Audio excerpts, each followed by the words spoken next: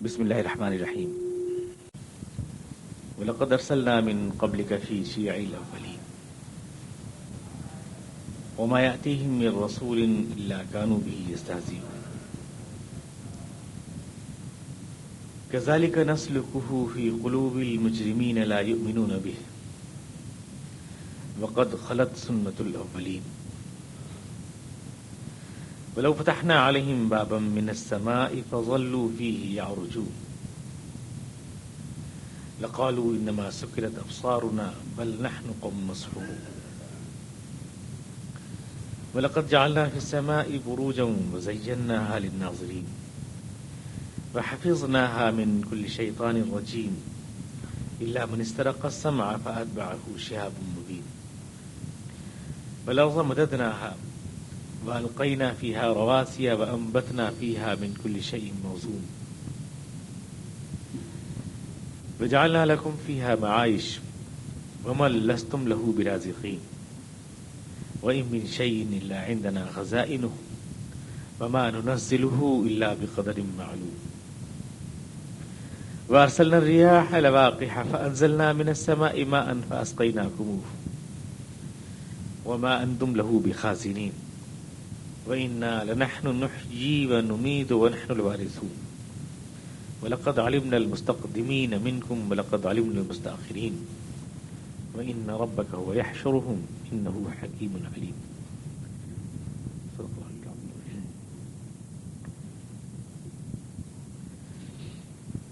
یہ قرآن ہم نے نازل کیا ہے اور اس کی حفاظت ہمارا ذمہ ہے.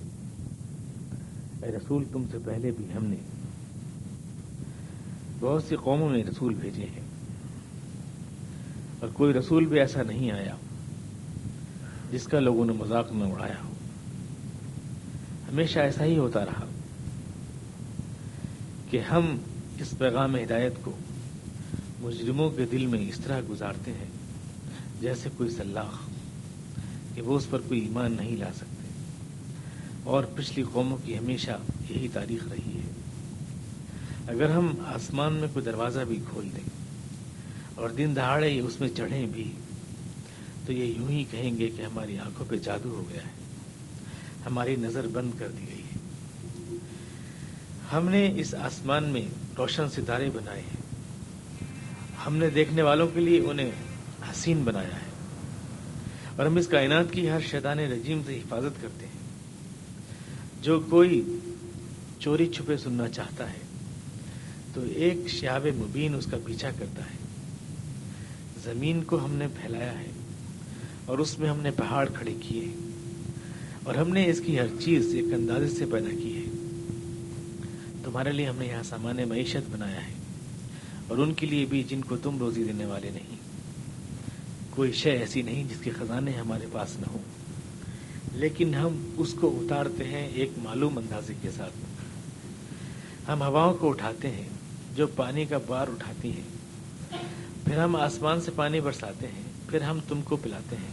تم اس کا خزانہ کر بھی نہ سکتے تھے.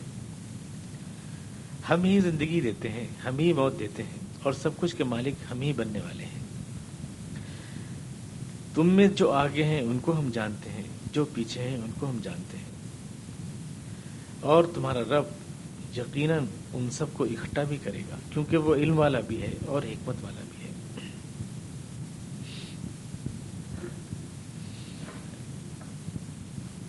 انا نحن نزلنا الذکر وانا له حافظون. یہ قرآن ہم نے نازل کیا ہے اور اس کی حفاظت ہمارا ذمہ ہے.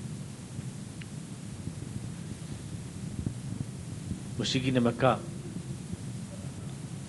حضور اقدس کے اوپر جو سوالات کر رہے ہیں, حضور جو پیغام ہدایت اسلام کے نام سے پیش فرما رہے ہیں اس کے بڑے اعتراضات ہیں. حضور سے معجزوں کی طلب ہے, ہمیں کوئی معجزہ دکھائیں, کوئی چمتکار دکھائیں تو ہم آپ کی بات مانیں گے. قیامت آنا ہے, حساب کتاب دینا ہے, اللہ کے سامنے کھڑا ہونا ہے, یہ ساری باتیں ہم نے پہلے کبھی نہیں سنی. قرآن ان باتوں کو کہہ رہا ہے اور آپ اس کی آڑ میں اپنا اختیار چاہتے ہیں تو ہمیں کوئی ایسا چمتکار دکھائیں کہ فرشتے آ کے شہادت دیں آپ کی, آسمان میں کھڑکیاں کھل جائیں اور آپ کی شہادت وہاں سے نشر ہو تو ہم تسلیم کریں ایسے آپ نے کہہ دیا اور ہم مان لیں، ایسے کیسے ہو سکتا ہے؟ یہ بات حضور اقدس کے سامنے پیش کی جا رہی ہے، اس کا جواب قرآن کریم دے رہا ہے۔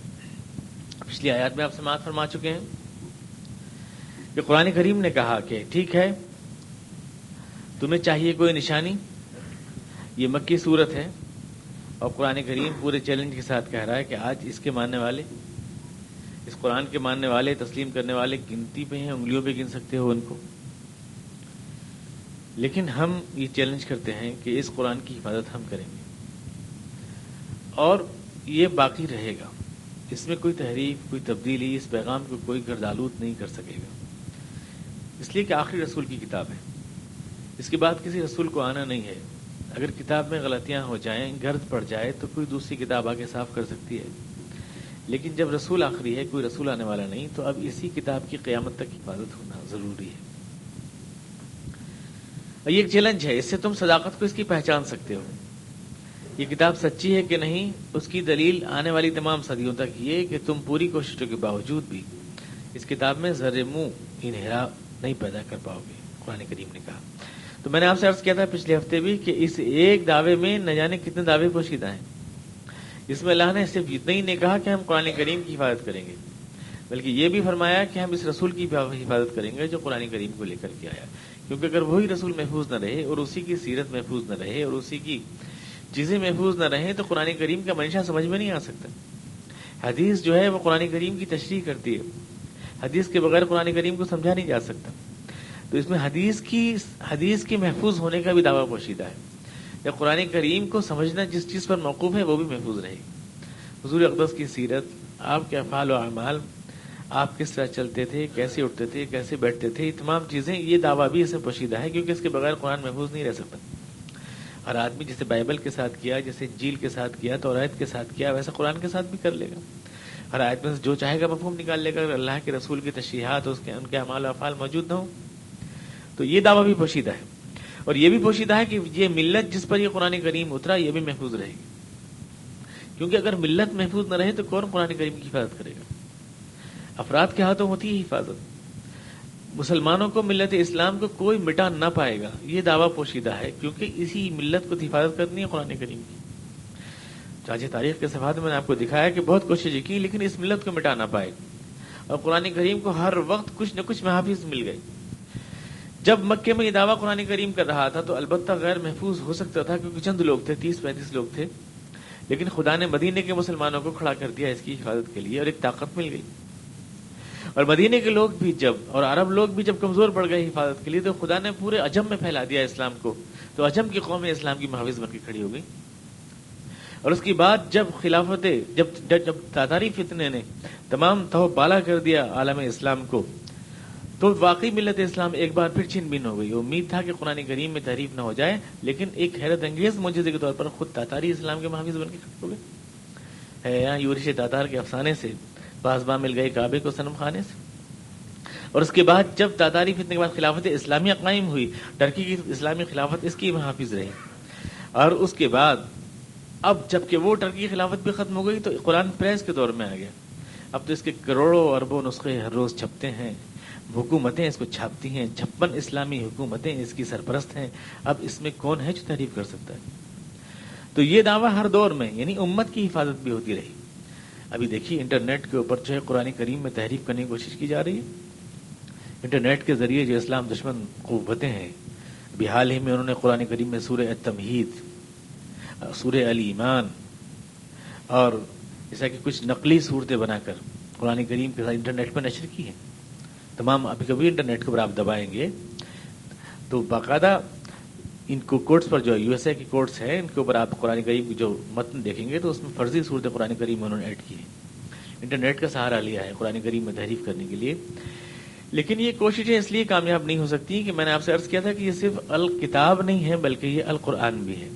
اس کو صرف لکھا نہیں جاتا ہے بلکہ اس کو پڑھا بھی جاتا ہے، اور یہ سینوں میں بھی محفوظ ہے۔ تو جب یہ القرآن ہے تو انٹرنیٹ اس کا کچھ نہیں بگاڑ سکتا، کیونکہ سینوں کے اندر محفوظ ہے۔ یہ کروڑوں حفاظ کے اور گاؤں گاؤں میں رہنے والے ہر بچے کے، تو کہاں انٹرنیٹ اس میں تحریف کر سکتا ہے؟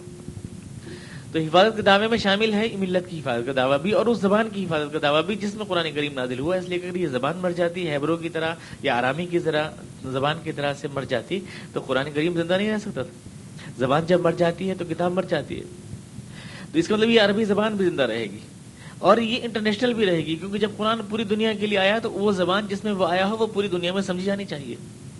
تو اس میں یہ دعویٰ بھی پوشیدہ ہے کہ عربی انٹرنیشنل زبان بھی رہے گی اور وہ مر نہیں پائے گی. دنیا کے تمام ماہرین السنہ اس بات کا اعتراف کرتے ہیں کہ دنیا میں واحد زبان وہ جو کہ آج تک جوان ہے, شروع سے آج تک, وہ صرف عربی زبان ہے.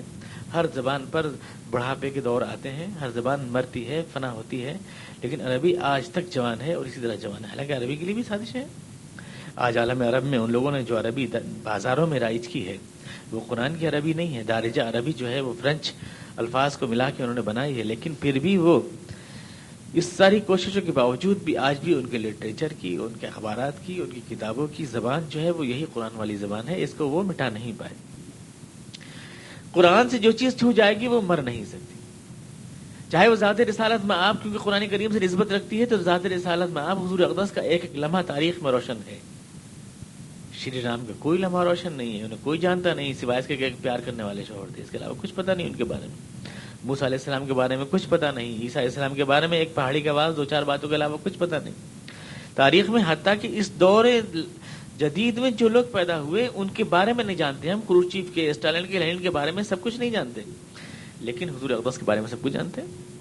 ایک ایک لفظ, ایک ایک عمل, ایک چیز, ایک ایک سانس جو حضور نے لی وہ موجود ہے.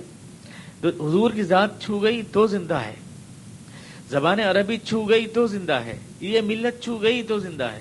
اسے جو چیز ٹچ کر گئی, کیونکہ یہ حی قیوم اس کی زبان, اس کی کتاب ہے جو زندہ و توانا ہے, لہٰذا اس سے جو چیز بھی ٹچ ہو جاتی ہے وہ پھر مرتی نہیں, چاہے وہ زبان عربی, چاہے وہ لہجہ, طرز ادا اور طرز کتابت, کوئی بھی شے ہو. یہ دعویٰ قرآن کریم نے کیا. یہ ایک بہت بڑا ٹیسٹ ہے قرآن کریم کو سچائی کو جانچنے کے لیے, نہ صرف مشرکین مکہ کے لیے بلکہ اس دور میں بھی, کیونکہ جب تک قرآن ہے یہ دعویٰ برقرار ہے. اور اگر کوئی آدمی قرآن کو جھوٹا ثابت کرنا چاہتا ہے تو پہلے قرآن کے اس دعوے کو جھوٹا ثابت کرنا چاہیے. جو قرآن نے ٹیسٹ ایک دعویٰ کیا ہے اس کو ثابت کرنا چاہیے. یہ بات قرآن کریم نے کہی. اس کے بعد کہا کہ وَلَقَدْ أَرْسَلْنَا مِن قَبْلِكَ فِي شِيَعِ الْأَوَّلِينَ, اے رسول صلی اللہ علیہ وسلم, آپ سے پہلے جو رسول آئے ہیں پچھلی قوموں میں ہمیشہ آتے رہے ہیں. یہ سلوک ہمیشہ ہوتا رہا ہے. حضور کے لیے لفظ تسلی ہے.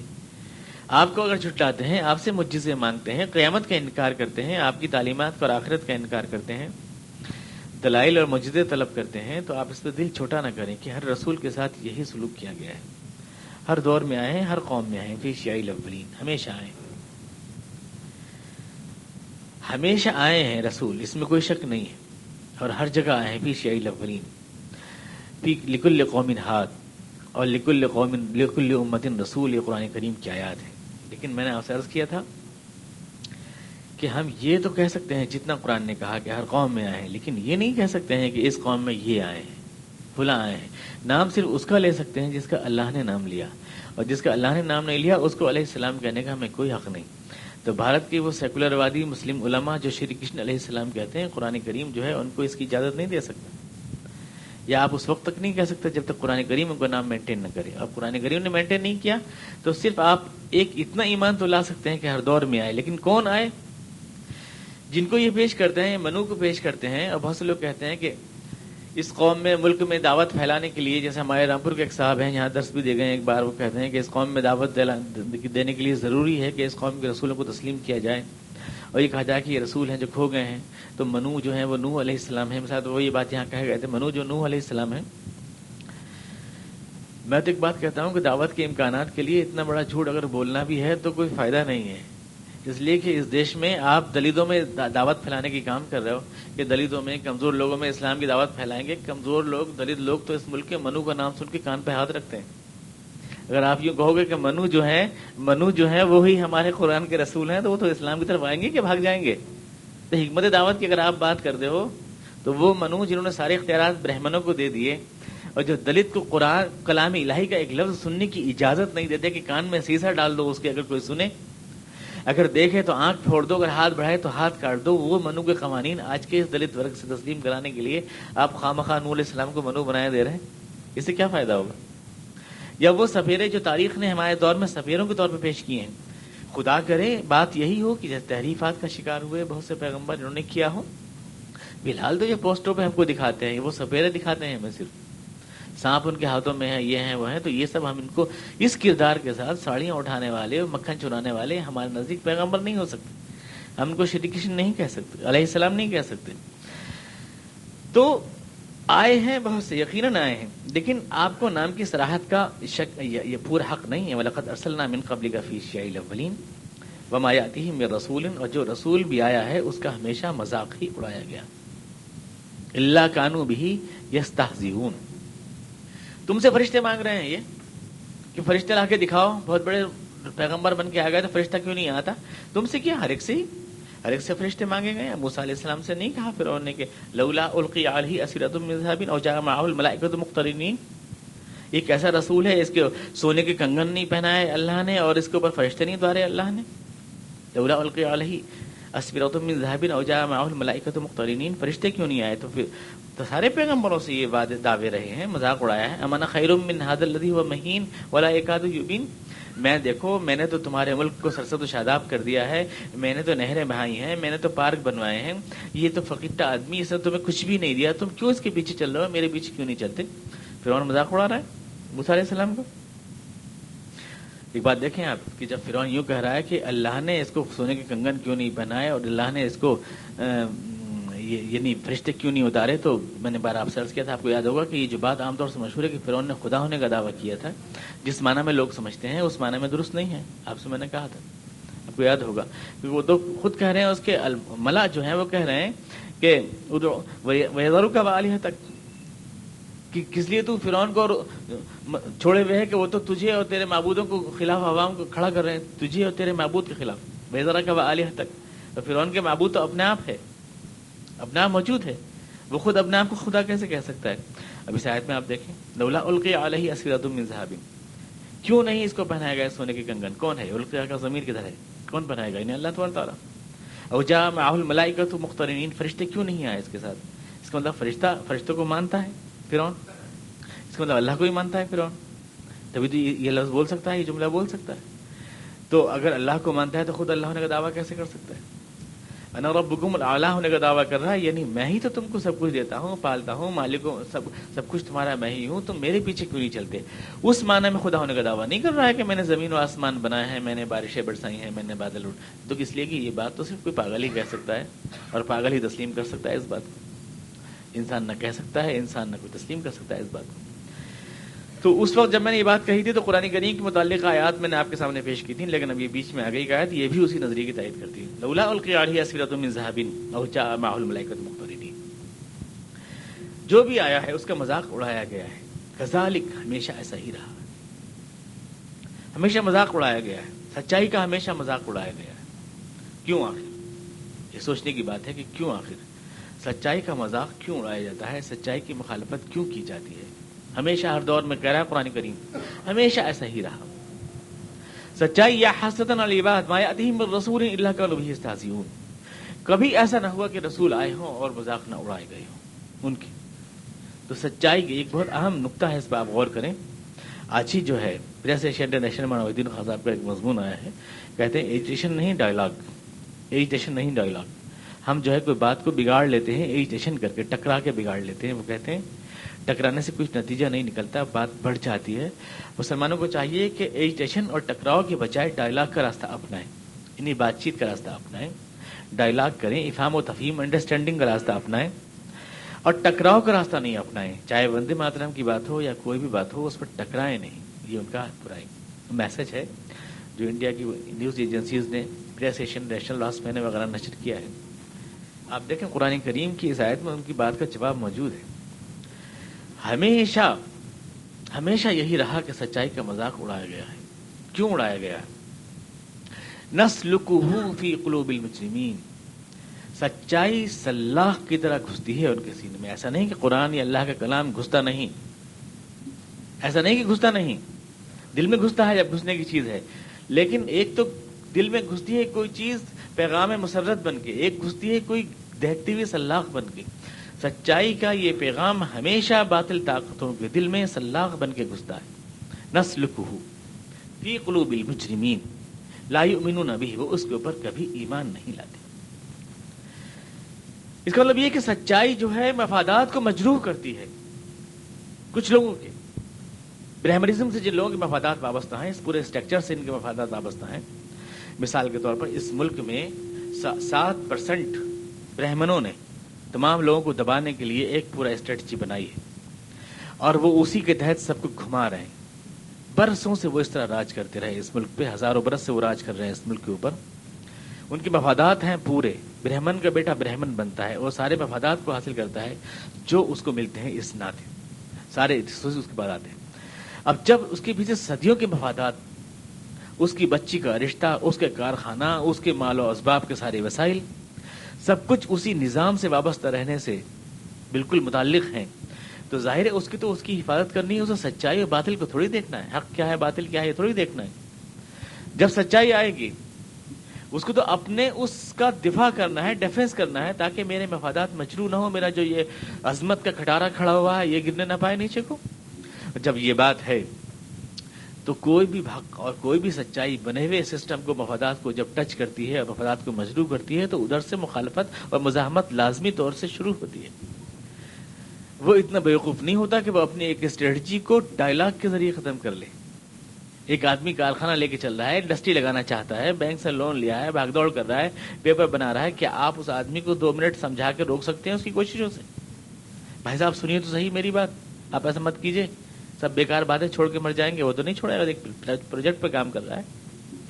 تو جو لوگ پروجیکٹ پہ کام کر رہے ہیں، جن کا ایک نصب العین ہے، جو عوام کو گھیرنا چاہتے ہیں، مسلمانوں کو یا دوسری اقلیتوں کو دبانا چاہتے ہیں اپنے ایک خاص مقصد کے لیے، اور جنہوں نے اس کے لیے ایشوز کھڑے کرتے ہیں، کبھی مسجد کا ایشو، کبھی پرسنل لا کا ایشو کھڑا کرتے ہیں، تاکہ یہ اسٹرگل اور یہ جدوجہد بنی رہے، تاکہ یہ تصادم بنا رہے، یہ کنفرنٹیشن بنا رہے۔ آپ سمجھتے ہیں کہ ڈائلاگ کے ذریعے ان کی ساری اس پوری اسٹریٹجی کو الٹ دیں گے بغیر ٹکرائے؟ وہ تو ظاہر ہے کہ وہ کوئی بات چیت کر کے، بات چیت اور گفتگو کے ذریعے تھوڑی اس پہ آمادہ رکنے والے ہیں۔ اگر ایسی بات ہوتی کہ قرآن کریم میں جہاد فی سبیل اللہ کا کوئی چیپٹر ہی نہیں ہوتا، ہجرت کے اور نصرت کے ابواب ہی نہیں آتے قرآن کریم کے اندر، ساری بات اگر ڈائلاگ سے ہو جایا کرتی، بات چیت سے اگر ہو جایا کرتی، بات چیت سے نہیں ہوتی۔ کبھی بھی آپ جو ہے، ایک بار جب سلمان رشدی نے سٹانک ورسز لکھی حضور اقدس علیہ السلام کے اوپر، باقاعدہ ایک تو پری پلان تھا، وہ مسلمانوں کے جذبات سے کھیلنے کے لیے برطانوی امریکی لوگوں نے جو ہے ایک پورا سازش رچی تھی، دیکھنے کے لیے کہ اس مسلمانوں میں اللہ کے رسول سے کتنی محبت موجود ہے۔ لیکن مسلمانوں میں کچھ ایسے لوگ مل گئے جس میں ہمارے خان صاحب بھی تھے، اور بہت سے لوگ تھے جنہوں نے مل گئے، انہوں نے کہا کہ نہیں بھائی، علی گڑھ وہ اس کی جامعہ ملیہ اسلامیہ کے وائس چانسلر مشیر صاحب جو بھی مرحوم ہو چکے ہیں وہ بھی تھے، انہوں نے کہا کہ بھائی اس نے کہا ہے تو کہا ہے، تو اس کو بات کا جواب بات سے تو تم شور کہے کو مچا رہے ہو، بات کا جواب بات سے تو اس کو شور کہے کے لیے مچا رہے ہو۔ تو وہاں کے ایک جامعہ کا ایک لیکچرار ہیں، انہوں نے یہی بات کہی، انہوں نے کہا کہ سلمان رشدی نے جو بھی لکھا ہے یہ آزادی ہے بات کو لکھنے کی، آپ اس کا جواب علمی سطح پہ دیجیے، جس سطح پہ اس نے اعتراض کیا ہے۔ ٹکرانے کی ضرورت نہیں ہے، کنفرنٹیشن کی ضرورت نہیں ہے۔ نتیجہ ہوا کہ وائس چانسلر صاحب نے ان کو اپنے ہاں بلا لیا اور اپنا روم دے دیا ان کو۔ میں ان سے ملنے گیا تو مجھ سے کہنے لگے کہ خدا بی سی صاحب نے جو ہے مجھے اچھا روم دے دیا ہے کہ پریشانی صرف پانی کی پریشانی زیادہ ہے۔ میں نے کہا ایک اسٹیٹمنٹ اور دے دیجیے، پانی کی پریشانی بھی ختم ہو جائے گی۔ نو، اس مسئلہ کیا ہے؟ تو کہنے لگے کہ مسلمان اتنے جذباتی ہے، ایموشنل ہے، ٹکرانے کی بات کرتا ہے ہر وقت، جو ہے ٹکراتا کیوں ہے، ڈائلاگ سے کام کیوں نہیں کرتا؟ میں نے کہا اگر آپ کی والدہ محترمہ کی شان میں کوئی آدمی گستاخی کر دے، ماں بہن کی گالیاں بکے دروازے پر آ کر، تو کیا آپ ارسطو کی کتاب کھول کے اس سے بات چیت کریں گے کہ رکیے ارسطو صاحب نے لکھا ہے کہ کسی کی ماں کو کچھ نہیں کہنا چاہیے؟ آپ یہی تو کہیں گے کہ اگر آپ اپنی آزادی افکار کا اظہار کر رہے ہیں تو میں بھی ہاتھ پیر میرے آزاد ہیں، میں اس کی آزادی کا اظہار کرنا چاہتا ہوں، آپ اس کے جواب میں یہی تو کہیں گے۔ لیکن بات چونکہ غیرت اسلام کی ہے، آپ اپنی ماں کے سلسلے میں، اپنے مکان کے سلسلے میں بھی اگر ڈھانے کے لیے خان صاحب کے مکان کو آ جائیں وشو ہندو پریشد والے، تو وہ لٹ لے کے آ جائیں گے تہبند باندھ کے باہر، اور وہاں پر ڈائلاگ کی بات نہیں کریں گے کہ رکیے جناب یہ بالکل نادرست ہے، غیر اخلاقی حرکت ہے آپ کی، کر کے آ رہے ہیں آپ، سوچیے تو صحیح، بعد میں پچھتائیں گے، ایسا بالکل نہیں کہیں گے۔ وہاں پر کنفرنٹیشن ہو جائے گا۔ لیکن چونکہ ہمیشہ لوگ مری مرغی اللہ کے نام پر دیا کرتے ہیں، اس لیے یہ سارے فلسفے اسلام اور ملت کے بارے میں کھڑے کرتے ہیں، اپنے ذاتی معاملات میں کبھی کھڑے نہیں کرتے۔ قرآن کہہ رہا ہے کہ یہ تو ہمیشہ ستیزہ کار رہا ہے ازل سے تا امروز، یہ تو سچائی ان کے دل میں سلاخ کی طرح گھستی ہے، آپ کہتے ہو کہ سچائی کا چمتکار کیا ہے کہ پیش کریں گے تو پوری دنیا گر جائے گی. ایک صاحب جن کی کیسٹ بہت گلی گلی بکتی تھی ایک زمانے میں، اور کہتے تھے کہ ایک سچائی کے سامنے اٹل بہاری واجپئی بھی کلمہ پڑھ کے گریں گے قدموں کے اوپر. آج وہ خود اٹل بہاری واجپئی قدموں میں گرے پڑے. وہ ایک منسٹری لے کے بیٹھ گئے، اپنے اسٹیچو بنوا رہے ہیں. ایسا کبھی نہیں ہوتا. قرآن کریم نے جو بات کہا ہمیشہ یہ کنفرنٹیشن رہا ہے، آلریڈی ہمیشہ رہا ہے یہ جھگڑا.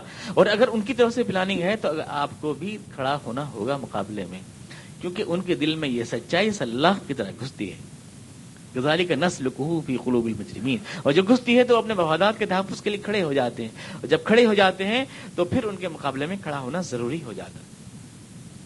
یہ تو قرآن شریف کی صراحت اس میں بالکل موجود ہے. کذالک ہمیشہ ایسا ہی رہا. نسلکہ فی قلوب المجرمین، یہ گھستی ہے ان کے دل میں سلک سے ہے، اس کا مادہ سلک ہے، سلاخ کی طرح گھستی ہے. مجرمین کے دلوں میں گزارتے ہیں اس کو اس طرح. لا یؤمنون بھی، وہ اس کے اوپر ایمان نہیں لاتے. ہم سچے نہیں ہیں، ہم جھوٹ بولنے لگے ہیں، ہم امانت دار نہیں ہیں، اس لیے جو ہے دنیا ہمارے خلاف ہو گئی ہے. ہم نے آ جائیں کردار کے اوپر تو دنیا ہمارے حق میں آ جائے گی، سب جو ہے ہمارے پیروں میں گر جائیں گے، کنورسیشن ختم ہو جائے گا، ڈائلاگ سے بات بن جائے گی. اس کو میں نے آپ سے کئی بار کہا ہے کہ سچے اور امانت دار کی بات یہ ہے کہ اللہ کے رسول زیادہ سچا امانت دار کوئی نہیں. ہمارے اندر بہت سے ڈیفیکٹس ہو سکتے ہیں، لیکن ایک شہزاد خداوند قدوس نے 0 ڈیفیکٹ پیدا کی ہے جس میں کوئی ڈیفیکٹ نہیں ہے. اللہ کے رسول علیہ الصلوۃ والتسلیم، ان کے اندر کوئی بھی نقص یا خرابی یا خامی نہیں ہے کردار کی یا کسی بھی چیز کی. لیکن اگر ان کے خلاف سازشیں ہو سکتی ہیں، ان کے خلاف کھڑے ہو سکتے ہیں، وَإِذْ يَمْكُرُ بِكَ الَّذِينَ كَفَرُوا لِيُثْبِتُوكَ وَيَقْتُلُوكَ، اور ان کو مکے سے نکال سکتے ہیں، تو میرے آپ کے لیے قالین کیوں بچھائیں گے کہ طیب صادق اور الامین بن جاؤں؟ اللہ کے رسول کو راوٹ تو نہیں ہو سکتا صادق اور الامین. یہ تو ہے، تصادم ہے، حقیقت ہے. کیونکہ اللہ نے جب ہمیں زمین پہ اتارا تھا تو ساتھ میں شیطان کو بھی اتارا تھا، اور اس دن سے یہ جھگڑا ہے. اہبطوا بعضکم لبعض عدو، کہ آج سے تم ایک دوسرے کے دشمن رہو گے، آج سے ایک دوسرے کے دشمن رہو گے. یہ اس دن سے جھگڑا ہے اور ہمیشہ رہے گا. کذالک نسلکہ، ہم ہمیشہ ایسا ہی رہا کہ ہم یہ سچائی ان کے دل میں تیر کی طرح گھستی ہے. نسلکہ فی قلوب المجرمین، وہ اس پر ایمان نہیں لاتے. وقد خلت سنت الاولین، پچھلی قوموں کی یہ تاریخ رہی ہے، یہی تاریخ رہی ہے. یہ بھی تاریخ کہ انہوں نے مخالفت کی، یہ بھی تاریخ کہ وہ برباد ہوئے، پھر اللہ کے دست غضب کا شکار ہوئے. یہ سنت رہی ہے. قد خلت سنت الاولین، طریقہ یہی رہا اللہ تعالیٰ کا.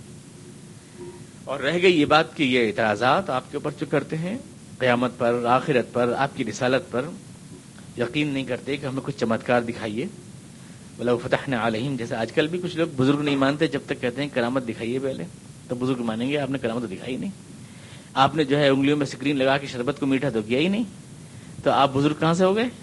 آپ کیسے بزرگ ہو گئے؟ تو ایسی اللہ کے رسول سے کہہ رہے ہیں کوئی کرامت دکھائیے، کوئی معجزہ دکھائیے، ہم اللہ کے رسول کیسے مان لیں آپ کو؟ اللہ تعالیٰ فرما رہے ہیں وَلَوْ فَتَحْنَا عَلَيْهِمْ بَابًا مِّنَ السَّمَاءِ، اگر ہم آسمان میں پھاٹک بھی کھول دیں اللہ کے رسول، فَظَلُّوا فِيهِ يَعْرُجُونَ، یہ سیڑھی لگا کے دن دہاڑے بھی چڑھیں اس میں. ذلہ یذل معنی عربی میں آتے ہیں دن میں، دن کے اندر کوئی کام کیا تو ذلہ کہا جاتا ہے اس کو، ذلہ. اور رات میں کہیں تو باتا کہتے ہیں اس کو. تو غزلو یعنی اگر دن دہاڑے سب کے سامنے کھلم کھلا بھی سیڑھی لگا کے اگر آسمان میں چھید بھی کر لیں گے اور چلے بھی جائیں پھاٹک لگا کر، لقالو انما سکرت ابصارنا، تو یوں ہی کہیں گے واہ کیا جادو ہے، ہماری آنکھیں بند کر دیں بالکل ہیں، کچھ سے کچھ دکھ رہا ہے ہمیں. بل نحن قوم مسحورون، کبھی بھی جو آدمی قسم کھا لے، ضد کر لے، سچائی کو تسلیم کر کے دیتا نہیں. معجزے بھی کسی کی زبان بند نہیں کر سکتے. میں نے آپ سے کہا تھا کہ معجزہ جو ہوتا ہے دلیل ضرور ہوتا ہے سمجھانے کے لیے، لیکن زبان بند نہیں کر سکتا معجزہ بھی کسی کی، کیونکہ اگر زبان بند کر دے تو پھر ایمان بالغیب کہاں رہا. اگر ہر چیز کھلم کھلا دکھا دے معجزہ، ہمیں تو ایمان بالغیب لانا ہے. الذین یؤمنون بالغیب، الف لام میم ذالک الکتاب لا ریب فیہ ھدی للمتقین الذین یؤمنون بالغیب. ہمیں بن دیکھے پہ یقین کرنا ہے. اور جو سب کچھ اللہ نے دکھا دیا پھاٹک کھول کے، جنت یہ ہے اور دوزخ یہ ہے اور فرشتے یہ ہیں، تو کوئی ایمان بالغیب نہیں رہا. اور جب ایمان بالغیب نہیں رہا تو پھر اب وہ اس ایمان کا کوئی بھروسہ نہیں رہا. تو معجزہ جو ہوتا ہے وہ کوئی دکھا نہیں دیتا سب چیز وہاں کی. معجزہ بھی ایک تھوڑا سا اندازہ دیتا ہے، بس کہنے والے کے لیے اتنا ہوتا ہے کہ ہاں یہ جادو بھی ہو سکتا ہے. یعنی بھاگنے کا، گمراہ ہونے کا راستہ باقی رہتا ہے. اگر گمراہ ہونے کا راستہ بند ہو جائے تو پھر تو ایمان بھی شہود ہو گیا. ایمان بالغیب رہا کب؟ ایمان بالغیب کب رہا؟ تو معجزہ بھی زبان بند نہیں کرتا. یوں ہی کہیں گے ہم پہ تو جادو کر دیا. وَلَقَدْ جَعَلْنَا فِي السَّمَاءِ بُرُوجًا، البتہ اگر تمہیں نشانیاں چاہیے اللہ کے وجود کی اور آخرت کی اور رسالت کی، ان 3 چیزوں کی نشانی مانگنا چاہتے ہو؟ اللہ ایک ہے، وہ اپنے رسول بھیجتا ہے اور وہ آخرت میں حساب کتاب لے گا. یہی تین چیزیں تو سمجھ میں نہیں آ رہی ہیں, ان کی نشانیاں مانگ رہے ہو, اس کے لیے اللہ کے رسول کے اوپر مذاق اڑا رہے ہو اور مطالبے کر رہے ہو. تو اللہ تعالیٰ فرماتا ہے نشانیاں ہم دکھاتے ہیں تم کو. وَلَقَدْ جَعَلْنَا فِي السَّمَاءِ بُرُوجًا وَزَيَّنَّاهَا لِلنَّاظِرِينَ. آسمان میں اوپر دیکھو, یہ جو بروج, یہ جو چمک دمک ستارے ہیں, سیارے ہیں, یہ کیا ہے؟ یہ نشانیاں نہیں دکھتی تمہیں؟ کون سے چاک پہ بن کے ڈھال کے اوپر چڑھا دیا تم نے؟ یہ کیسے بن گئے؟ اپنا اب یہ خلاؤں میں کروڑوں میل دور جو ناچ رہے ہیں کروڑوں کی تعداد میں, آپس میں کوئی ٹکراؤ نہیں ہوتے, کوئی ایکسیڈنٹ نہیں ہوتا, کوئی ذات نظر نہیں آ رہی تمہیں اس کے پیچھے. اللہ کا وجود چاہیے تو دیکھو یہ ہے موجود نشانی. ہم پہچان جاتے ہیں, چیزوں سے پہچان جاتے ہیں وجود کو. یہ کتاب ہمارے پاس چھپی رکھی ہے تو ہمیں یقین ہے کہ کوئی پریس بھی ہے, اسی میں چھپی ہوگی. پریس ہمارے سامنے نہیں ہے, لیکن یہ کتاب تو خود بتا رہی ہے کہ کوئی پریس ہے جس میں چھپی ہے. تو جب یہ ستارے چمک دمک ہیں, اور تم دیکھو بروج, جن لوگوں کے دماغ پہ علم نجوم سوار ہے نا, وہ یہاں بھی وہی بروج نکال لیتے ہیں کہ وہ ایک شیر بنا ہوا ہے, ایک عورت بنی ہوئی ہے, ایک کنب بنا ہوا ہے, ایک بکرا بنا ہوا ہے, کیا کیا بنا ہوا ہے, ایک قوس, ایک ترازو بنی ہوئی ہے. تو دیکھتے ہیں وہی والے بروج ہیں. یہ جو بھارت کا جوتشزم ہے وہ قرآن شریف کے اندر بھی ٹھونس لائے. عربی میں برج کے معنی آتے ہیں اظہار کے, نمود و نمائش کے. تبرج کہتے ہیں متبرجات وہ عورتیں جو باہر اپنا اٹک مٹک دکھاتی پھرتی ہیں, ان کو متبرجات کہتے ہیں. ولا تبرجن تبرج الجاہلیۃ الاولیٰ. بروج وہ چیزیں جو کھلی, روشن اور چمکدار ہیں. وہ ستارے جو چمک رہے ہیں, چمک دمک رہے ہیں, ان کو قرآن کریم یہاں بروج کہہ رہا ہے. وَلَقَدْ جَعَلْنَا فِي السَّمَاءِ بُرُوجًا. آسمان میں ہم نے یہ چمکتے ہوئے ستارے جو بنائے ہیں. فی السماء کے لفظ پہ غور کریں آپ. آسمان میں بنائے ہیں چمکتے ہوئے ستارے, جس میں سورج ہے, جس میں چاند ہے, جس میں ساری چیزیں گھس نہیں سکتی ہے, ٹوٹ نہیں سکتے ہیں, پھوٹ نہیں سکتے ہیں. اس پہ بڑی بڑی بحثیں ہوتی ہیں. میفزی اور پڑھنے والے اور ہدایت الحکمت پڑھنے والے جانتے ہیں ان باتوں کو. قرآن تو کہہ رہا ہے کہ آسمان میں ہے یہ روشن ستارے, یعنی آسمان میں ہے چاند, اور جب چاند آسمان میں ہے تو یہ راکٹ کیسے پہنچ گیا اس لینٹر کو توڑ کے, اس ٹرانسپیرنٹ چادر کو توڑ کے؟ یا تو کہو کہ جھوٹ بول رہے ہیں, جیسے ہر بات کو, جیسے عیسائیوں نے انکار کر دیا اس وقت تمام سائنسی تحقیقات کا, جب کہا گلیلیو نے کہ زمین گھوم رہی ہے, سورج زمین گھوم رہی ہے سورج کے چاروں طرف, تو یہ عیسائی علماء نے کہا کہ جھوٹ بول رہا ہے. جس زمین پہ عیسیٰ موجود ہیں وہ کیسے گھوم جائے گی؟ سورج گھوم رہا ہے اس کے چاروں طرف, زمین کیسے طواف کر لے گی؟ سورج گھوم رہا ہے, اس کو مار دو, یہ دہریہ ہے یا بدعقیدہ ہے, اس کو مار دیا. آج تک مذہب اور سائنس کا ٹکراؤ اسی نظریے کی دین ہے, اسی ذہنیت کی دین ہے. تو کیا آپ انکار کر دیں گے کہ ہاں سب جھوٹ ہے؟ یہ سب جھوٹ ہے, کوئی نہیں جا رہا ہے, سب یہ سب کہیں افریقہ کسی صحرا کی فوٹو کھینچ کے ہمیں دکھا دیتے ہیں کہ یہ چاند پہ اتر آیا آدمی. ایسا آپ کہہ دیں تو دنیا ہنسے گی ان باتوں کے اوپر. قرآن کریم کہتا ہے ہم انزلنا من السماء ماء, ہم نے آسمان سے پانی برسایا. تو آسمان سے پانی برسایا کا مطلب کیا ہے پھر؟ یہ رکتا کیوں نہیں ان لینٹروں کے اوپر؟ کیوں نہیں رکتا؟ یہ آسمان میں سے پانی آ رہا ہے تو کیسے آ رہا ہے؟ زمین تو بادلوں میں سے آ رہا ہے, سامنے سے ہمارے اتر رہا ہے. خود جانتے ہیں ہم ابھی فلائٹ پہ چڑھ کے جائیں گے, بادلوں کے اوپر بارش نیچے ہو رہی ہوگی, ہم اس کے اوپر ہوں گے. یہ کون سے آسمان میں سے پانی آ رہا ہے؟ تو یہ بھی تو ہو سکتا ہے کہ آپ آج تک جو مطلب سمجھتے رہے ہوں وہ نہ ہو صحیح. قرآن کریم یہی جو آپ کو نظر آ رہا ہے, تمام پھیلا ہوا ماحول جس میں ساری خدا کی کائنات بکھری ہوئی ہے, یہ سما, یہ بلندیاں, یہی ہے آسمان, یہی ہے آسمان. اور چونکہ اللہ کے احکامات جتنے بھی آتے ہیں اوپر سے آتے ہیں, کیونکہ میں نے ایک بار آپ کو مثال دی تھی کہ ہر چیز کا ایک سینٹر ہوتا ہے, ایک مرکز ہوتا ہے, ہر چیز کا ایک مرکز. جیسے ملک ہے اس کی ایک راجدھانی ہوتی ہے, ایسی اس پوری کائنات کا ایک سینٹر ہے, اس کو عرش کہتے ہیں, جہاں سے اللہ کے احکامات نافذ کی جاتے ہیں. چونکہ وہاں سے نافذ ہوتے ہیں احکامات, اس لیے کہتے ہیں کہ اوپر سے آ رہے ہیں وہ, ورنہ اللہ کی کوئی جہت اور کوئی سمت نہیں ہے. اوپر سے وہ احکامات آ رہے ہیں, گویا کہ آسمان سے آ رہے ہیں. عربی میں آسمان کے معنی بلندی یا سمو کے معنی بلندی کے آتے ہیں. اور اس میں یہ ضرور ہے کہ کچھ حلقے اور کچھ طبقات ضرور ہیں جو کہ اللہ نے اسٹیج بائی اسٹیج بنائے ہیں, جن کو ساتھ یا جو بھی آپ کہیں, ساتھ کا مطلب آپ ساتھ لے لیں, اس میں کوئی اعتراض کی بات نہیں ہے. عربی میں ویسے ساتھ کا لفظ تعدد کے معنی میں آتا ہے. تو سبعین شدادہ کا مطلب صرف یہ ہوگا کہ وہ مستحکم سرحدیں ہیں, ایک چیز دوسری جگہ جا نہیں سکتی. زمین کے بارے میں ہم اچھی طرح جانتے ہیں کہ زمین کے اوپر اوزون لیئر ہے, اور کوئی بھی چیز جو باہر کی ہو زمین میں نہیں آ سکتی. یہ شہاب ثاقب گرتے ہیں زمین کے اوزون سے ٹکرا کے وہیں رک جاتے ہیں. اس سے اللہ تعالیٰ نے اس طرح سے مستحکم سرحدیں بنائی ہیں اس خلا میں, اس طرح مستحکم جو کہ ایک سرحد کو پار کر کے دوسرے سرحد میں جانا ممکن نہیں ہے دوسری چیزوں کا. وہی ہے سات آسمان جو اللہ تعالیٰ نے ارشاد فرمائے ہیں, اور ان کی تفصیلات ظاہر ہے وہ تو ہم یہاں نہیں سمجھ سکتے, نہ اس چھوٹے سے دماغ سے سمجھ سکتے ہیں. ٹینس کی گیند کے برابر ہمارا دماغ ہے, اللہ کی بڑی حقیقتوں کو ہم سمجھ نہیں سکتے. لیکن یہ کہ قرآن کے الفاظ جتنی بات بتا رہے ہیں اس میں یہ کہ ہم نے آسمان میں یہ ستارے بنائے ہیں، وَزَيَّنَّاهَا لِلنَّاظِرِينَ، اور ہم نے دیکھنے والوں کے لیے ان کو خوب سجایا ہے، زیناہا، خوبصورت بنایا ہے۔ یہ اللہ تعالیٰ بطور دلیل کے پیش فرما رہا ہے، کائنات کو تم دیکھو کہ کائنات کی تمام چیزوں میں تم کو محض اتنا نہیں ہے کہ استحکام اور ایک تناسب اور ایک اصول نظر آئے گا، بلکہ ساتھ ساتھ یہ بھی دیکھو گے کہ خوبصورتی بھی نظر آئے گی۔ یہ کیا ہے؟ خوبصورتی کیوں ہے چیزوں میں؟ تمام کائنات کی چیزوں میں تزین کیوں ہے؟ زیناہا، خوبصورتی کیوں ہے؟ جمال۔ پہلی بات تو یہ دیکھو، خوبصورتی کا مطلب یہ ہے اگر اللہ بساطور آپ دنیا میں پیدا ہوئے ہیں تو یہ کیا ضروری ہے کہ آپ کے لیے پھول بھی بنائے جائیں خوبصورت؟ ٹھیک ہے، آپ پیدا ہو جائیں جنگل میں رہتے رہتے، گھاس کھاتے رہتے، پانی پیتے رہتے، زندہ رہتے، یہ نظارے کاہے کے لیے بنائے؟ یہ چہچہے کاہے کے لیے بنائے؟ یہ بلبل چہک رہی ہے، یہ چٹکے ہیں، یہ پھول ہیں خوبصورت، یہ پھل ہیں طرح طرح کے ذائقے، یہ سب کس لیے ہے؟ تزین کیوں ہے دنیا میں؟ کام چلاؤ چیز ہوتی، بس کھائے جائیے، پانی پیے جائیے۔ یہ خوبصورتی ہر چیز میں ایک جمال نظر آتا ہے، ہر چیز میں ایک حسن نظر آتا ہے۔ یہ اس بات کی دلیل ہے کہ جس نے اس کائنات کو بنائی ہے، ایک تو یہ کہ وہ آپ کا پروردگار ہے، وہ صرف آپ کو زندہ نہیں رکھنا چاہتا بلکہ آپ کے اوپر مہربان بھی ہے۔ اس لیے آپ کو آنکھ دی ہے تو نظارے دیے ہیں، کان دیے ہیں تو آپ کو چہچہے بھی دیے ہیں، زبان دی ہے تو ذائقے بھی دیے ہیں، ہر چیز دی ہے کیونکہ وہ آپ کے اوپر مہربان ہے۔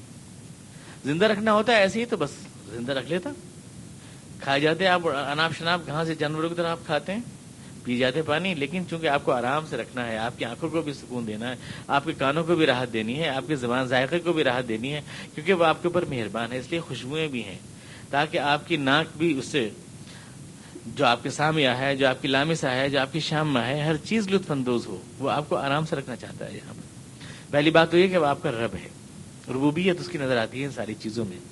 یہ سجاوٹ ہے جو پوری کائنات میں نظر آ رہی ہے، آسمان کے تارے جگماتے ہوئے نظر آ رہے ہیں، ایک ہیبتناک کالا آسمان بھی ہو سکتا تو دیکھ کے ڈر جاتے آپ اسے، سرخ رنگ کا خون کی طرح آسمان ہوتا، بالکل دیکھ کے آپ دہل جاتے، ایسا ہوتا؟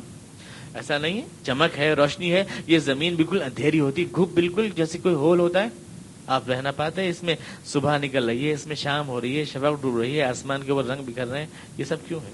زیناہا، تزین صرف اس لیے ہے کہ وہ آپ کا رب بھی ہے، پھر اس میں ایک پوری کائنات میں صرف ایک خالق کا ہی کمال نظر نہیں آتا، ایک آرٹسٹ اور ایک صناع کا بھی کمال نظر آتا ہے کہ اس میں کتنا زبردست ذوق اور کتنا توازن ہے، ترتیب ہے۔ اور اس کے ساتھ پھر ایک بات بھی ہے کہ ناظرین پہ خدا نے غور کیا، زور دیا ہے، دیکھنے والوں کے لیے۔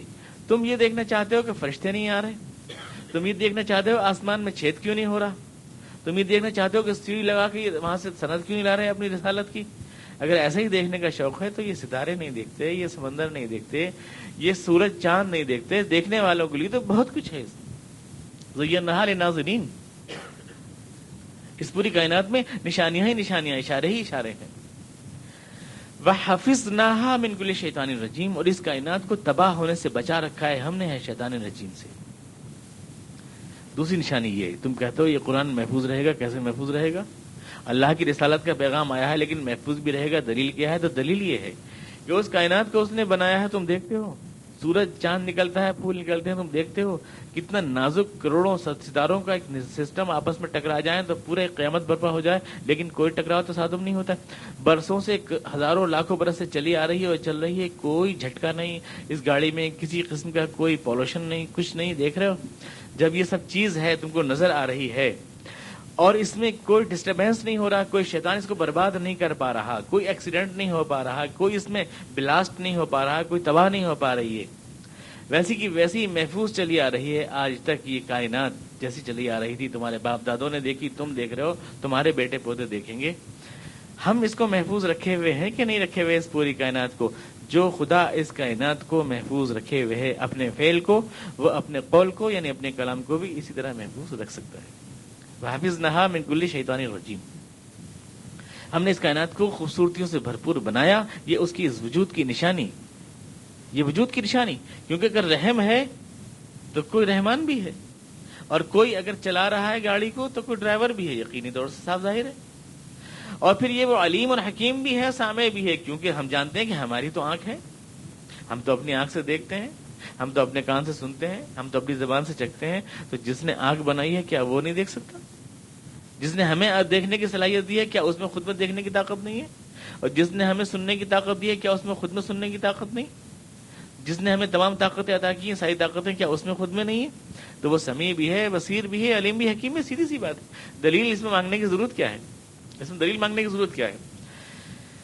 ہم نے اس کو محفوظ بھی کیا ہے. الا من استرق السمع فاتبعه شهاب مبین. ہاں کچھ لوگ خدا کے رازوں کو سنگن لینے کی کوشش کرتے ہیں تو ایک شہاب مبین ان کا پیچھا کرتا ہے. اس آیت کی کیا تشریح ہے؟ عام طور سے تو یہی ہے کہ شیطان سننے جاتے ہیں، کان لگاتے ہیں، اوپر کیا مشورے ہو رہے ہیں ان مشوروں کو سنتے ہیں. تو پہلے سن لیا کرتے تھے، پھر بعد میں یہ انتظام ہوا کہ شہاب ثاقبی تارا جو ٹوٹتا ہے یہ شیطان کے پیچھے بھاگتا ہے اور شیطان اس کو دیکھ کے بھاگ جاتا ہے، پھر وہ بات سن نہیں پاتا ہے اور بھاگ جاتا ہے. شہاب مبین کا ترجمہ یہی شہاب ثاقب جو دمدار تارا ہوتا ہے، یہ ترجمہ کر لیں آپ. اس طرح کا سما کا ترجمہ وہ کر لیں تو یہ سارا مطلب نکل ہی آتا ہے. لیکن ظاہر بات ہے کہ ذرا گہرائی سے سوچیں اس آیت کو. کائنات کے جو راز ہیں، کائنات کے سارے راز ہم نہیں جان سکتے، کوئی نہیں جان سکتا. اللہ کی کائنات میں جتنے بھی راز ہیں. شہاب مبین عربی میں شہاب کہتے ہیں شعلے کو، ستارے کو نہیں کہتے شہاب عربی میں. شہاب ثاقب اس کا اصطلاحی نام پڑ گیا ہے جو یہ تارا ٹوٹتا ہے. قرآن میں بھی وہی دمدار تارا مراد ہے، اس کی کوئی دلیل نہیں ہے کسی کے پاس. قرآن بھی دمدار تارے کو شہاب ثاقب کہہ رہا ہے. یہ کہاں سے مطلب قطعی طور سے کہاں ثابت ہوتا ہے؟ بعض روایتوں میں مل جاتا ہے، لیکن ان روایتوں کو درجہ استناد ایسا نہیں ہے کہ ہم اسے قرآن کریم کی تفسیر بنا سکیں. تو شہاب سے مراد ضروری نہیں ہے کہ شہاب ثاقب یہی ستارے ہوں، دمدار ستارے. شہاب عربی میں کہتے ہیں ایک شعلہ، ایک رکاوٹ کو، کسی بھی چیز کو. اللہ تعالیٰ صرف یہ فرمانا چاہتا ہے کہ اس کائنات میں جو خدا نے حفاظت کا نظام قائم کیا ہے اس کو کوئی توڑ نہیں سکتا ہے. اور اگر کوشش کرے کوئی رازائے فطرت کو جاننے کی تو کوئی ایسا نظام خدا نے کیا ہے کہ وہ آپ اس کو پا نہیں سکتے. کوئی بھی رکاوٹ کاسمک ریز ہو سکتی ہیں، وہ کوئی بھی شعلہ، کوئی بھی بیچ میں، جیسے بلیک ہول کا راز آج تک ہم جان نہیں سکے. بہت سی کوششیں کی. یہ لوگ جو ہے اپنے آلات کے اوپر آوازیں کچھ سنتے ہیں، پھر وہ آوازیں کٹ جاتی ہیں، سمجھ نہیں پاتے. ان کے ذریعے پوری کائنات کو اور ماورائے کائنات چیزوں کو سمجھنا چاہتے ہیں، لیکن وہ پیغامات کبھی کبھی ان کے رصد گاہوں میں موصول ہوتے ہیں اور اس کے بعد پھر وہ کٹ جاتے ہیں، ختم ہو جاتے ہیں، سمجھ میں نہیں آتے. اس طرح کی کوئی بات ہے، تفصیل سے ہم نہیں کہہ سکتے کہ عالم غیب کی بات ہے، لیکن اس طرح کی کوئی بات اللہ تعالیٰ فرما رہا ہے کہ کچھ لوگ جو اس کائنات کے نظام کو درہم برہم کرنے کے لیے چوری چھپے راحت معلوم کرنا چاہتے ہیں وہاں کے راز، تو کوئی شہاب مبین، کوئی بھی شعلہ، کوئی بھی رکاوٹ اس میں بیچ میں حائل ہو جاتی ہے. فاتبعہ شہاب مبین. والارض مددناها والقینا فیہا رواسیا. اور زمین کو ہم نے پھیلایا ہے. یہ دوسری نشانی ہے. یہ آسمان دکھا رہے تھے ہم تمہیں، آنکھیں تمہاری اوپر تھیں، ہم ذرا نیچے جھکاؤ، زمین دیکھو نیچے. والارض مددناها. زمین کو ہم نے پھیلایا. جتنی بھی خدا کی نعمتیں ہیں وہ اس لیے تھی کہ زمین بستر کی طرح بچھی ہوئی ہے، مہد ہے. یہ خدا نے کہا جعل لکم الارض مہدن، زمین کو ہم نے گہوارہ بنایا ہے. گہوارہ، تو گہوارہ کون سا ہوتا ہے؟ گہوارہ وہ ہوتا ہے جس میں بچہ آرام سے سوتا ہے. گہوارہ وہ ہوتا ہے جو بچے کو سلانے کے لیے جھولتا رہتا ہے، وہی تو ہوتا ہے گہوارہ. اسی کو تو کہتے ہیں گہوارہ. خداوند قدوس نے اس کو کہا مہد. یہ گہوارہ ہے زمین. جس زمین پہ ہم رہتے ہیں یہ آگ کا ایک بہت بڑا شعلہ ہے. زمین کو ذرا سا گہرا سا آپ کھودیں اگر تو نیچے جا کے 5000 فارنہائٹ ہو جاتی ہے تھوڑی دور کے اوپر. پلاٹونیم پہ پگھل جاتا ہے اس کے اوپر. اور نیچے جائیے تو آگ کا ایک دہتا ہوا گولا ہے. یہ دھیرے دھیرے سرد ہوا ہے. اس کے اوپر کی راکھ جو سرد ہوئی ہے وہ آپ مٹی ہے، جو آپ اس کو آپ مٹی کہتے ہیں. جتنا نیچے کو آپ جائیں گے یہ اس کی ہیٹ بڑھتی جائے گی، ناقابل بیان ہو جائے گی. جتنا اندر جائیں گے ناقابل قیاس سورج کی برابر دہک ہو جائے گی. اندر اور جائیں گے آپ تو یہ آگ کا ایک بہت بڑا گولا جس کے اوپر آپ جی رہے ہیں، جس کی راکھ میں آپ پیڑ اگا رہے ہیں، کھیت بو رہے ہیں، فصلیں لے رہے ہیں، پھل لے رہے ہیں. اس کے اوپر اگر یہ اندر سے گرم نہیں ہوتی زمین تو اس کے سارے سمندر سوکھ کر زمین میں اندر چلے جاتے اور زمین میں اندر جا کے جذب ہو جاتے. لیکن اندر کی جو گرمی ہے وہ اس کو بھاپ بنا کر اوپر پھر لوٹا دیتی ہے سمندروں کو، اور اس طرح آپ کے سمندر آپ کو واپس مل جاتے ہیں. نیچے کی زمین گرم ہے تاکہ آپ کے سمندر آپ کو واپس کرے، اوپر کی زمین ٹھنڈی ہے تاکہ آپ اپنے پیڑ اس کے اوپر بو سکیں، آپ اس پہ جی سکیں.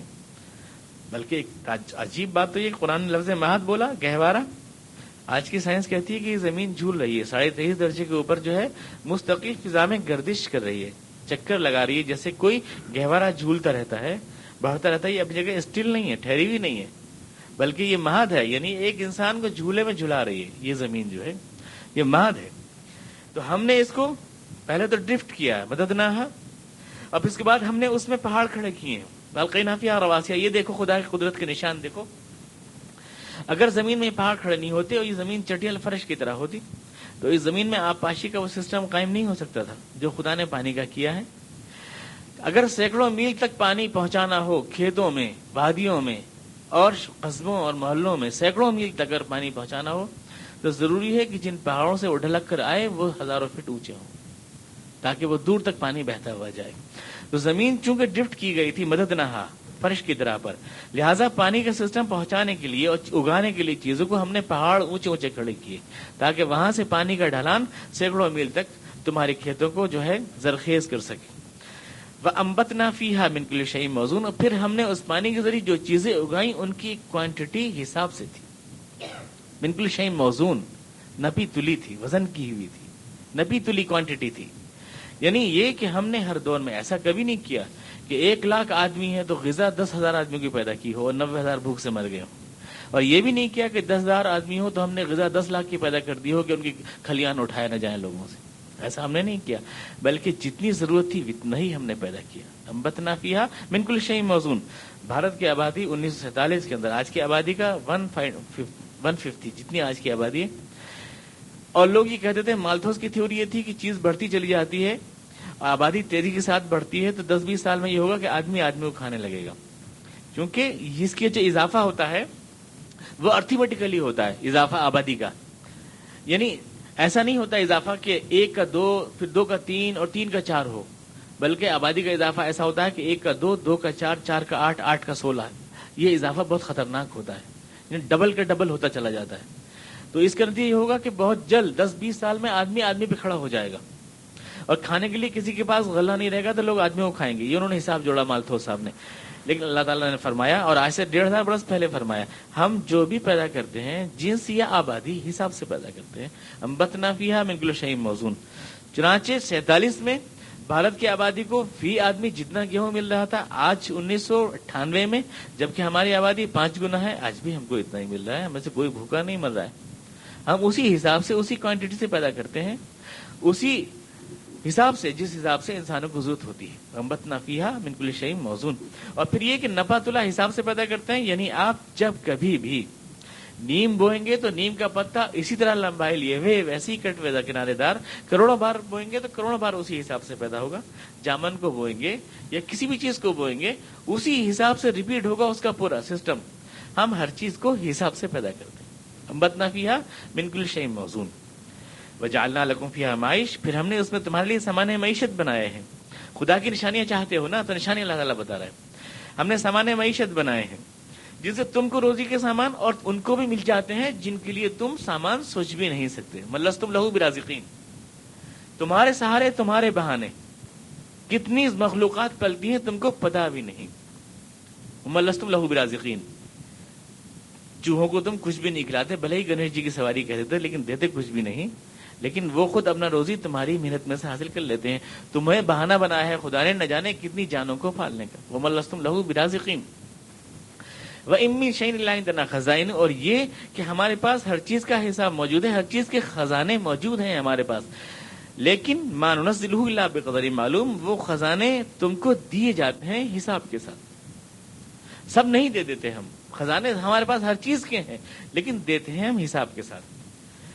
مالتھوس صاحب کا ذرا حساب دیکھیں. مالتھوس صاحب یہ کہتے ہیں کہ صاحب 2 2 کا 4 4 کا 8 8 کا 16، اگر حساب کو آپ بلی کے بارے میں جوڑ لیں تو 50 برس کے بعد دنیا میں بلی کے علاوہ کچھ نہیں رہے گا. کتے کو جوڑ لیں تو کتے کے علاوہ کچھ نہیں رہے گا. بکری کو جوڑ لیں تو بکری کے علاوہ کچھ نہیں رہے گا. ہزاروں قسم کی حشرات الارض، تقریباً 18 لاکھ حشرات الارض تو ریکارڈ پر ہے سائنسدانوں کے، جس کے بارے میں بھی آپ وہ حساب جوڑ لیں تو دنیا میں 100 برس کے بعد صرف وہی نظر آئے گی، اس کے علاوہ کچھ نظر نہیں آئے گا. لیکن ایسا ہوتا نہیں، آج تک نہیں ہوا. انسانوں کے بارے میں آج تک فیملی پلاننگ والے وہ حساب جوڑ رہے ہیں مالتھوس والا. لیکن پتہ نہیں یہ انسانوں کے بارے میں تو جوڑتے ہیں کہ اگر 100 برس تک ہم نے نسبندی نہیں کی تو آدمی کھڑا ہو جائے گا. لیکن آپ کتوں کی نسبندی تو نہیں کرتے، کتے پہ کتا کھڑا ہو جائے گا یہ آپ کبھی نہیں سوچتے. بلی آپ بلیوں کی نسبندی نہیں کرتے, بلی کھڑی ہو جائے گی آپ کبھی نہیں سوچتے. آپ سب تھوڑی فیملی پلاننگ کر لیں گے, سمندر کی مچھلیوں کی بھی فیملی پلاننگ کر لیں گے, کتوں جانوروں 18 لاکھ لڑ سب کی فیملی پلاننگ کر لیں گے, سانپوں گدڑوں اور چھچندروں کی فیملی پلاننگ آپ کر لیں گے. ایسا تو نہیں. مالتو صاحب اس میں کسی کا حساب نہیں جوڑ رہے, لیکن کوئی کسی چیز پہ کھڑی نہیں ہو رہی, کیونکہ اللہ نے فرمایا ہمارے پاس تو خزانے ہیں ہر شے کے, پر ہم دیتے ہیں حساب کے ساتھ. وما ننزلہ الا بقدر معلوم, حساب کے ساتھ دیتے ہیں. ایسا کیوں ہے کہ بھارت میں وخلقناکم ازواجا, اللہ نے فرمایا ہم تم کو جوڑا جوڑا بناتے ہیں حساب سے. بھارت میں آج کے آپ عدد و شمار دیکھ لیجئے, بھارت کی 100 کروڑ کی آبادی میں 50 کروڑ مرد ہیں, 50 کروڑ عورتیں ہیں. برابر کیوں ہے؟ ماں کے پیٹ میں عورت بن رہی ہے کہ مرد بن رہی ہے, یہ کوئی ڈاکٹر تو حساب جوڑتا نہیں. کہیں بھی دیکھ لیں پوری دنیا کے اندر یہی کیوں ہے کہ 1000 کے اگینسٹ 997 عورتیں, 996 عورتیں, ایسا ہی برابر ایکول کیوں آتا ہے؟ یہ کون جوڑ رہا ہے حساب؟ نزلہ الا بقدر معلوم. ہر چیز کا حساب ہم خود کر رہے ہیں. یہ سمجھتے ہیں گورنمنٹ بیٹھ کے ہم بناتے ہیں پلان 5 سالہ, لیکن اللہ نے اس کائنات کا ایک پورا پلان بنا رکھا ہے ہمیشہ. اور وہ جو ہے, میرے والد صاحب جب 1970 میں جیل گئے, میں بھی ان کے ساتھ گیا تھا, تو جب جیلر کے سامنے گئے تو جب اولاد لکھی گئی خانے میں کہ آپ کے بچے لڑکیاں لڑکے کتنے ہیں, تو ویسا ہم لکھ پایا کہ میرے اتنے لڑکے اتنی لڑکیاں ہیں, 3 ہماری امیاں ہیں, 3 امیوں سے 18 بیٹیاں لکھوائی انہوں نے. تو جیلر صاحب کہنے لگے مولانا آپ نے یہ نہیں سوچا کہ یہ اتنے بہت سے لوگوں کے لیے غلہ کہاں سے آئے گا؟ تو میں ویسا نے کہا جہاں سے یہ اولاد آ رہی ہے وہیں سے غلہ آئے گا. نہ تو اس کا حساب آپ نے جوڑا تھا, نہ اس کا حساب آپ جوڑیں گے. یہ حساب تو اللہ تعالیٰ جوڑتا ہے, اللہ تعالیٰ کر رہا ہے. خزانے ہمارے پاس ہر شے کے ہیں, پر ہم دنیا میں اتارتے ہیں حساب سے. وما ننزلہ الا بقدر معلوم. یہ اللہ اپنے وجود کی دلیل پیش کر رہا ہے. جنہیں اللہ کے وجود پہ یقین نہیں, وہ اس کے جواب دیں کہ ایسا کیوں ہو رہا ہے آخر دنیا میں, ایسا کیوں ہو رہا ہے, ایسا کیوں ٹرینڈ نہیں بنتا. کبھی صرف لڑکیاں ہی پیدا ہو رہی ہیں, لڑکے پیدا ہی نہیں ہو رہے. معلوم ہوا کہ ہزاروں لڑکیاں 1000 کے مقابلے میں 100 ہی مرد رہ گئے, اور مرد دوا میں ڈالنے کو نہیں مل رہا. ایسا کیوں نہیں ہو رہا؟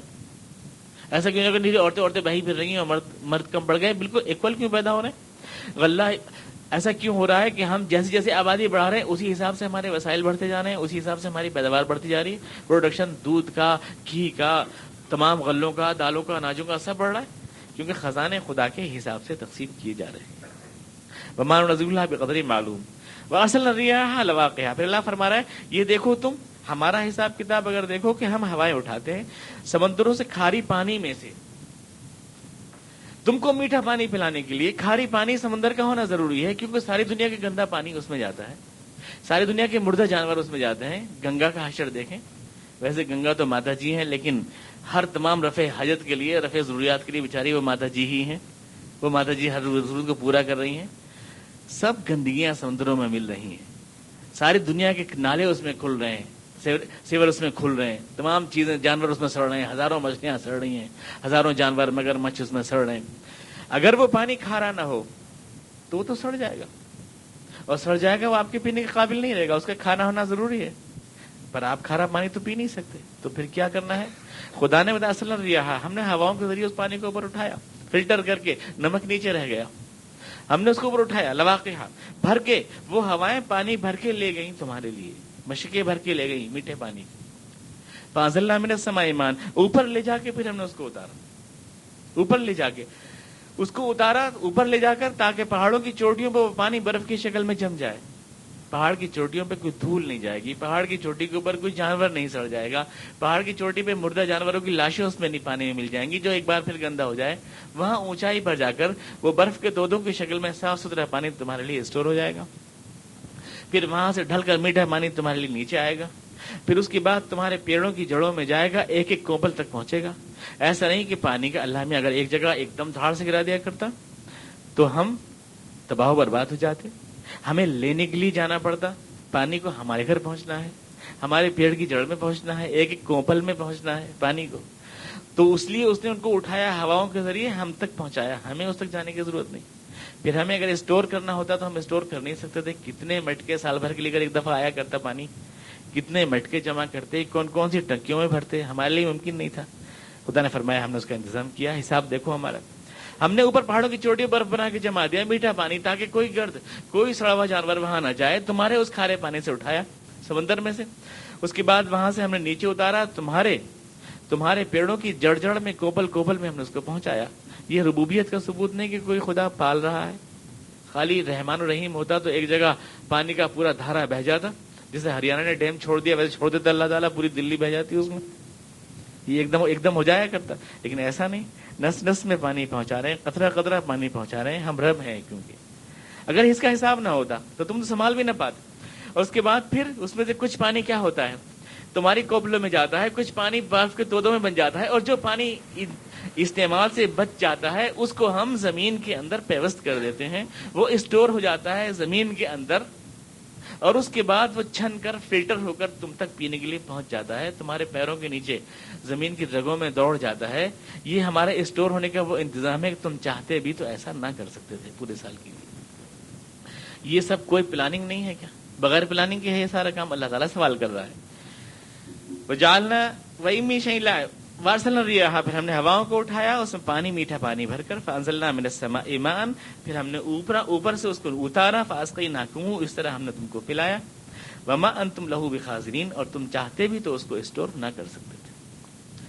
وَإِنَّا لَنَحْنُ نُحْيِي وَنُمِيتُ، جس طرح سے ہم کائنات کی ہر چیز کا حساب رکھ رہے ہیں، جیسے زمین کا، پہاڑوں کا، اونچائیوں کا، نچائیوں کا حساب رکھ رہے ہیں، جیسے ہم پانی کو پہنچانے کا، جڑ جڑ میں، کوپل میں پہنچانے کا انتظام کر رہے ہیں، اسی طرح سے زندگی اور موت کا بھی پورا اندازہ ہم رکھتے ہیں. وَإِنَّا لَنَحْنُ نُحْيِي وَنُمِيتُ، ہمارے ہی ہاتھ میں ہے، یہ سب بھی تمہارے ہاتھ میں نہیں ہے.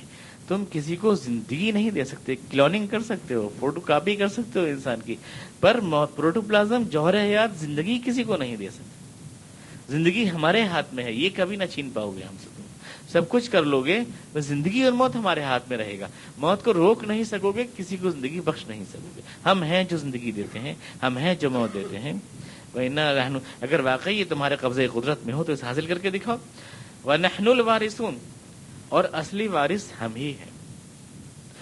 تم سمجھتے ہو یہ چیزیں جو تم کو دنیا میں ملی ہیں یہ تمہاری ہیں، تمہارا ادھیکار، تمہاری سیطرت، تم اس پہ چھائے ہوئے ہو. یہ خالی استعمال بھر کے لیے ہیں. جو چیز بھی دنیا میں، وہ مکان جس میں تم رہتے ہو، وہ پانی جو تم پیتے ہو، حتیٰ کہ یہ ہاتھ اور پیر جو تم استعمال کرتے ہو، یہ خالی تمہارے یوز کے لیے، عاریت کے طور پر کچھ دن کے استعمال کے لیے ہیں. تم اس کے مالک نہیں ہو. یہ جسم تمہارا جو اپنا ہے، یہ گھر جو تمہارا اپنا ہے، یہ سڑکیں، یہ شہر، یہ محلات جو تم نے بنائے ہیں، تم کہتے ہو میرے ہیں، میں اس کا مالک ہوں. ایسا نہیں. اصلی وارث ہم ہیں. تم سب چھوڑ کر چلے جاؤ ہر چیز کو، حتیٰ کہ اپنے جسم کو بھی. وَإِنَّا لَنَحْنُ الْوَارِثُونَ، حقیقی وارث ان تمام چیزوں کے ہم ہیں.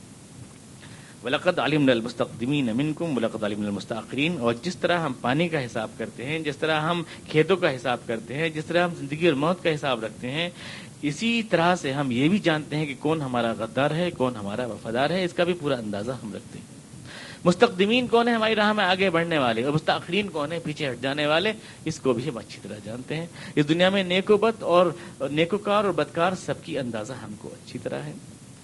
وَإِنَّ رَبَّكَ هُوَ يَحْشُرُهُمْ، اور جیسے ہم نیک اور بد کو پہچانتے ہیں، ویسے ہی ہم اعمال کی جزا اور سزا کا بھی اندازہ رکھتے ہیں. اس لیے ایک روز تم سب کو اکٹھا کر کے تمہاری ساری زندگی چیک کرا دیں گے. تمہاری رسالت کی دلیل بھی، آخرت کی دلیل بھی، اور توحید، تینوں اس میں آ گئی. تمہیں اللہ کے وجود پہ شک ہے تو یہ انتظام کس طرح سے ہے. تمہیں رسول پر شک ہے کہ رسول ہمیں ہدایت دینے کیوں آتا ہے. وہ بارشیں جو برساتا ہے، کیا وہ تمہیں ہدایت نہیں دے گا؟ جو تمہیں روزی کے لیے غذا کا انتظام کرتا ہے، پانی کا انتظام کرتا ہے، تمہاری روح کے لیے سچ اور جھوٹ بتانے کا انتظام نہیں کرے گا؟ اچھا برا بتانے کا انتظام نہیں کرے گا؟ اور جس کے پاس ہر چیز کا اندازہ ہے، کیا اس کو نیک اور بد کا اندازہ نہیں ہے کہ دنیا میں کون میرا وفادار ہے، کون میرا غدار ہے؟ اور جب یہ حقیقت ہے تو تینوں دلائل تمہیں اس کائنات میں مل جاتے ہیں. اللہ کے رسول سے تم کون سی دلیل مانگ رہے ہو؟ اس پوری کائنات میں اوپر اٹھاؤ آسمان، نیچے دیکھو زمین، تمام دلائل خدا کی اس کائنات میں موجود ہیں. وَإِنَّ رَبَّكَ هُوَ يَحْشُرُهُمْ، لہٰذا وہ تم سب کو اکٹھا بھی کر لے گا. إِنَّهُ حَكِيمٌ عَلِيمٌ، کیونکہ وہ حکمت والا بھی ہے اور وہ علم والا بھی ہے. اگر وہ علم والا نہ ہوتا تو تم دھوکہ دے کے رہ جاتے. یہ سی بی آئی چیک کرے گی تو دیکھا جائے گا، نہیں تو گھوٹالا کر لو. لیکن اس کو ہر بات کی خبر ہے، علیم ہے وہ. اور اگر وہ کسی کے دباؤ میں، دھوس میں آنے والا ہوتا تو نظر بھی بچا لیتا. لیکن وہ حکیم بھی ہے. وہ جانتا ہے کہ انسانوں کی بہبودی، انسانوں کی فلاح اسی میں ہے کہ جزا اور سزا کا یہ نظم قائم ہو. لہٰذا جب یہ چیز تمہارا دل پکارتا ہے، تمہاری آنکھیں اس کی شہادت دیتی ہیں، تو بجائے اس کے کہ تم اللہ کے رسول کا مذاق اڑا رہے ہو، تم اس کائنات پہ غور کر کے ان تینوں سوالوں کا جواب پا سکتے ہو. کوئی 10 سوالات اگر آپ کو کرنا ہو.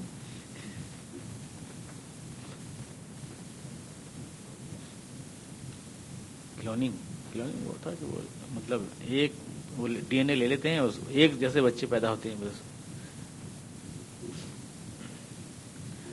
اللهم صل على محمد وعلى ال محمد كما صليت على ابراهيم وعلى ال ابراهيم انك حميد مجيد. اللهم بارك على محمد وعلى ال محمد كما باركت على ابراهيم وعلى ال ابراهيم. ربنا اننا ظلمنا انفسنا وان لم تغفر لنا وترحمنا لنكن من الخاسرين. سبحان ربك رب العزة عما يصفون وسلام على المرسلين الحمد لله.